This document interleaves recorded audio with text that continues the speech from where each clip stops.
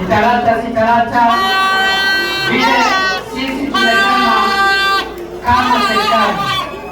tumesema kama serikali vile tunasaidia wakulima wa kahawa, majani chai, maziwa, nyanya, hata wachezaji wetu wa mpira, hata waigizaji wetu, hata wanamuziki, tutawasaidia ndio hiyo talanta yao iwapatie hela kidogo, wasaidiwe na serikali, ndio pia wakuze talanta yao, watengeneze pesa, waelimisha watoto wao, wajijengee manyumba, wakae kama wale watu wengine, kwa sababu kazi ni kazi. Leo kana tebu. Tunataka tusaidie vijana wetu wale wanacheza mpira, wale ambao waimbaji, tuwasaidie tusiwasaidie, wasaidiwe wasisaidiwe. Juzi mimi nimekutana na wanamuziki kutoka eneo hili na nitakutana na wengine kutoka sehemu zingine za Kenya. Ni kwa sababu kwa muda mrefu hao wanamuziki, kuna watu wamewadhulumu, wanatumia nyimbo zao, zingine ziko kwa skiza tune, zingine zinachezwa kwa magari na kwa bar, lakini yule mwimbaji ambaye ametoa hiyo kibao ni maskini ya mwisho, ana mbele atakuwa na nyuma.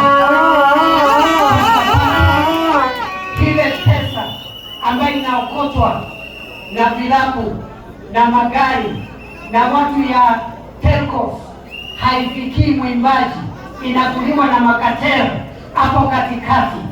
There are cartels that are exploiting our musicians. We have talented musicians in Mount Kenya and other parts of Kenya, but they are poor because their talent is being used by brokers, cartels, and people in the middle. Na vile tumesema mtu ya kahawa apate pesa yake isikuliwe na broker, hata mwanamuziki lazima apate pesa yake.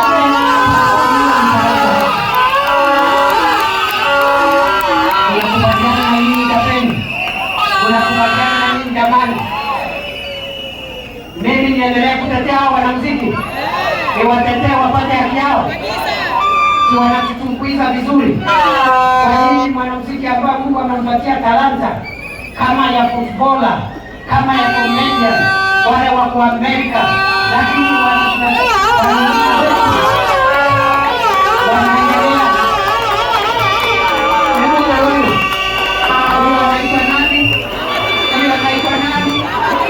Mungu amempea kideo ama hajampea? Amempea. Mbona aumizwa na mabroka? Mbona aumizwa na makampuni ya simu? Mbona aumizwa na wale wanatumia skiza yao? Lazima wapate haki yao.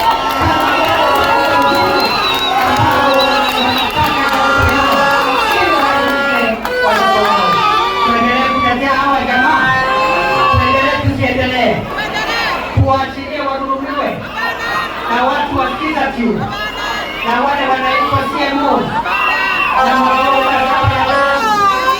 wanasiasa waendelee kudhulumiwa hao watu. Tuwatetee tusiwatetee. Wangapi wanasema tuwatetee wale